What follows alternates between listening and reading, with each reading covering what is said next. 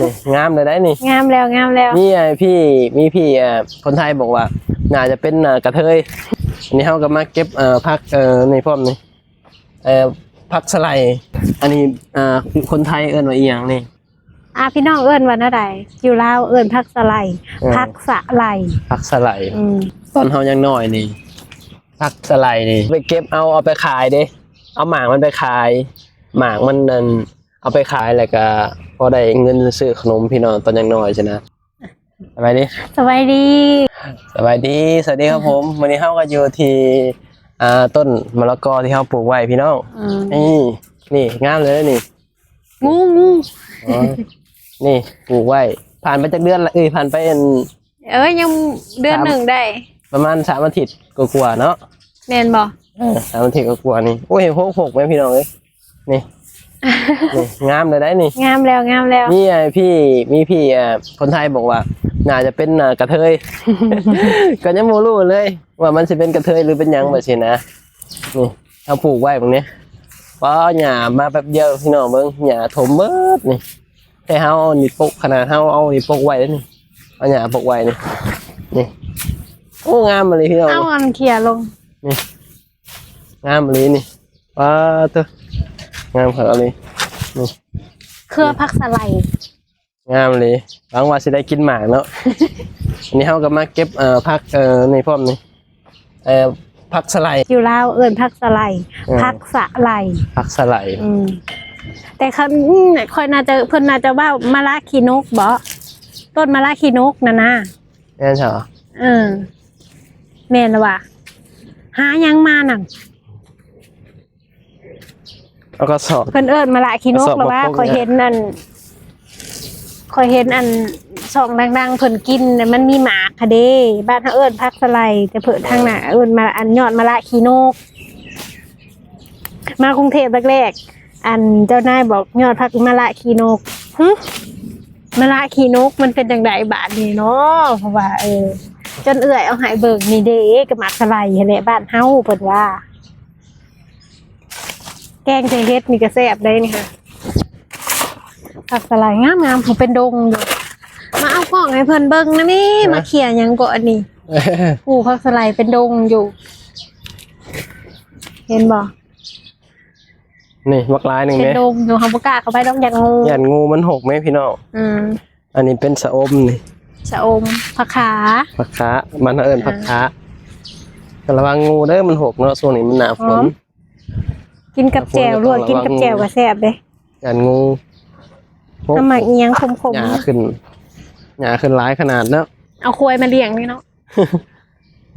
เห็นหญ้าก็ยังกินหอดบ้านดิเป็นยังกันเป็นยังกับบ้านนี่ฮะเป็นยังเห็นหญ้าเขียวยังแบบกินหอดบ้านได้อยากเอาเมื่อให้งัวกับควายอยู่บ้านเขากินได้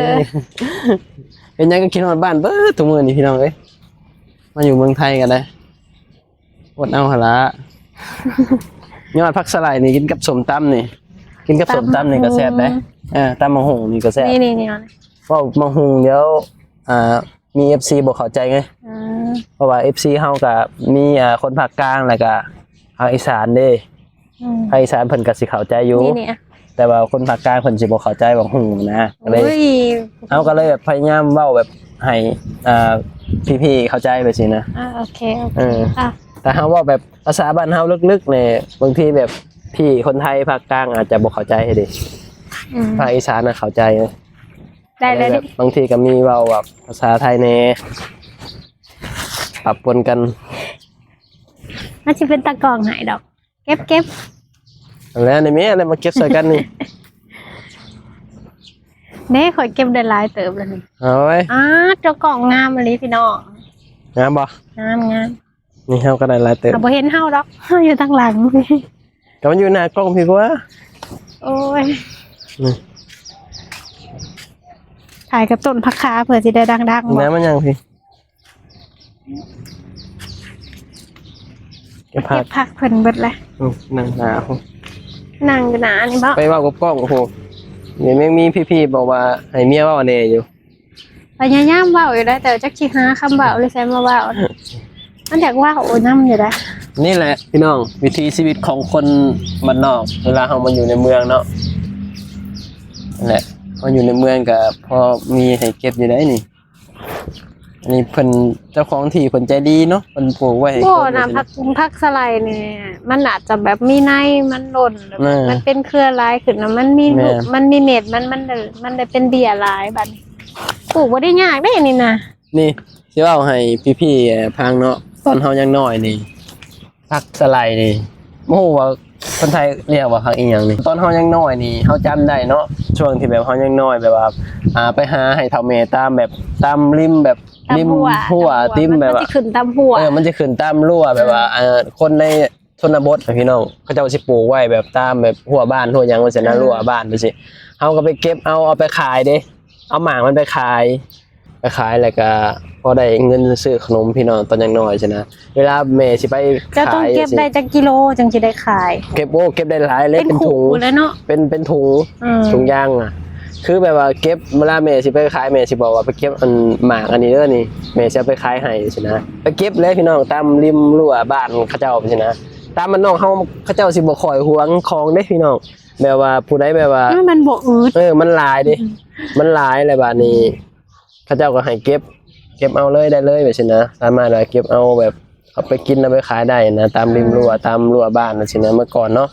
แต่เดี๋ยวนี้ก็อยากหากินยากได้บ้านเฮาก็ได้ บ่มีหัวให้อันพักสไลด์ขึ้น แม่นเพราะว่าตอนนี้มันก็เริ่มมันสิ ส่ มี วน แบบ มากเขาเจ้าสิเฮ็ดเป็นกำแพง แล้วก็ตะนางแล้ว ตะกี้มีแต่หัวไม้ไผบ้าน แม่ตะกี้เป็นหัวไม้แบบ แนมหากันก็ได้ แม่นพักอันนี้มันก็สิขึ้นเฮาก็สิไปเก็บไปขายพี่น้องไปเอาหมากมันได้บ่แม่นเอายอดมันได้เอาหมากมันไปขายเห็นเขาบอก มั ว่าน สิขึ้นยามนี่หายามนี่พักสไลด์ลาย แม่เห็นเขาบอกว่าวิตามินสูงเลยแหละหมากอันเนี้ย ทั้งที่คมปี แม่ แต่ก่อนคนบ่ได้มากินได้อันนี้หาแกงจะเฮ็ดปวด แต่ถ้าผู้ใดบ่มักก็ กินกับซุปหน่อไม้ก็แซ่ แบบ บแบบขมติดคอจริงๆเลยพี่น้องแบบขม มันบ่ได้ แบบ คมขนาดนั้น ไม่คนที่บ่มักก็ได้ อ๋อ ก็ถึงคนที่บ่มักแต่ว่าคนมักข้าวพอแล้วก็มักได้ข้าวพอแล้วก็มักนี่ ข่อยคนหนึงแหละข่อยกินดิบได้ไง อืม อันสิกินกับมันเป็นกินกับซุปหน่อไม้ให้แซ่บผักสไลด์นี่ แม่น กินกับอันซุปหน่อไม้แกงจะเฮ็ดปวกก็แซ่บ แม่น แกงจะเฮ็ดบวกยอดนี่ยอดผักสไลด์ แม่น ว่าอะไรก็อยากกินซุปหน่อไม้เด้เมื่อวานนี้อีแม่ก็กินซุปหน่อไม้แม่ อยู่บ้าน อยาก วะ เอาคุยเด้เนาะ อยากพูดกับพี่ไป แซ่ เก็ บบ แซ่บ เก็บไปขายแล้วก็เอาไว้เงินออมเงินไว้พี่น้องออมเงินไว้แบบ เอาไว้ไปแบบว่าลิ้นงานบุญยังว่าสิเนาะออมไว้ 2,000 3,000 5 บาท10 บาทอย่างงี้แบบแม่ไปขายให้สินะเวลาไปหาแบบตอนยังน้อยเนาะไปหาเก็บมาให้แม่ไปขายให้สินะ ว่าแล้วมันจะเก็บเอาในใส่นะมันต่ำโพดแล้วมันม้าเหี่ยวใส่ เหี่ยวใส่ดอก โอ้ยม้ามันมาเหี่ยวใส่ บ่ แต่มันต่ำเลยเขาอยากเข้าไปพูดแต่ว่า เนาะมีแต่หย่อนละอ้วน ยัน เนาะ งู แต่ว่ามันหกเนาะ อ่า อากาศเข้าไป อืม มันหกต้นมะละกอง ามมาเลย งามเลยพี่น้อยจำเป็นกระเทยบ่จ๊ะ เป็นกระเทยกับเป็นน้ำเจ้าเขาแล้ว ไม่เห็นพี่คนไทยบอกว่าถ้า ต้อง เป็น หนุ่มชิ้นปลูก บ่ถ้าเป็นในถ้าเป็น จะเป็นตัวแม่ ถ้าเป็นมะละกอฮอลแลนด์น่ะมันอยากเป็นกระเทย แม่น่ะ เขาต้องไปเอาอันมะละกอพันธุ์บ้านๆอย่างที่คนไทยบอกว่า แบบไร พันธุ์บ้านๆเนี่ยเหมือนพันธุ์แบบบ้านเฮาอ่ะดิ อ๋อ บ่ต้องเอาพันธุ์แบบพวกฮอลแลนด์อหย่างดอกใช่ไหมเดี๋ยวไปเบิ่งตลาดมื้อนี้เขาสิมีบ่ นะ เอามากาสิทันบ่เนาะ ถ้า หน้า บ่ ฝน ทันในหน้าฝนบ่ สิเบิดเลยเนาะ มันสิเบิดเลย สิเบิดหน้าฝนเล สิ ย เบิดแล้วบ่หากระเขาหน้าฝน โมโหบ่เป็นหยังคำเฮาเห็นมะละกอสุกนะเฮาสิเอามาหวานไว้ลองเบิ่งเนาะเผื่อมันขึ้นได้ สุดท้ายก็อยู่ห้องมาหานางเด็กผมมื้อนี้ อันนี้ก็บรรยากาศแถว มัน คลอง มาเจาะบึงหงเลย แม่นมันจะเอาเบิ่งมาหุงมันจะเอาเบิ่งมาหุงงามแล้วนี่พี่น้องงามแล้วมาหุงประมาณนั้นพี่น้องเนาะเฮาก็สิได้ปิดคลิปแล้วมาเจาะเบิ่งต้นมะละกอนี่แหละพี่น้องต้นมะละกอกับมาเก็บเอาผักคะไปกินกับส้มตำมื้อแลงพี่น้องคลิปนี้ก็ยังหลายเนาะเฮาก็สิได้ปิดคลิปเพียงเท่านี้ไว้พบกันคลิปหน้าเด้อนี่ใหญ่เลย ส พี่ บา น้ ย อง ดี สบายดีสวัสดีครับผม